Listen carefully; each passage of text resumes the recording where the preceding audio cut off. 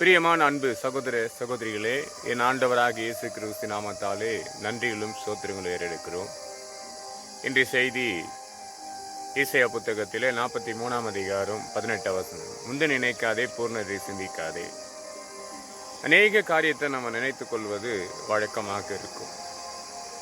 மனிதனுக்கு சரிகளத்தில் ஏற்படுகிற வியாதியோட மனவியாதி தான் பாதிப்பு கொடுக்குமா. அதான் ஆண்டவராக இயேசு கிறிஸ்து சொன்னார், முந்த நினைக்காதே, பூர்ணதை சிந்திக்காதே, நான் உங்களுக்கு புதிய காரியத்தை செய்ய போகிறேன் என்று.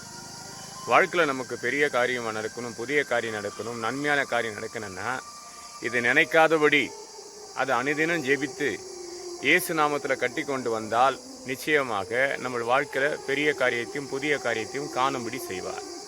இன்னைக்கு என்னையே தப்புதலில் மனிதர்கள் மாட்டிக்கொண்டிருப்பான்.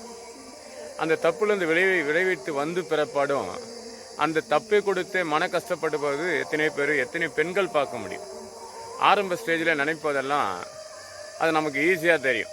பெற்றோர்களுக்கு விரோதமாக, மற்றவர்களுக்கு விரோதமாக, நம்ம சரிகளத்துக்கு விரோதமாக, நம்ம வணங்குற தேவனுக்கு விரோதமாக நம்ம செய்து கொண்டிருப்போம்.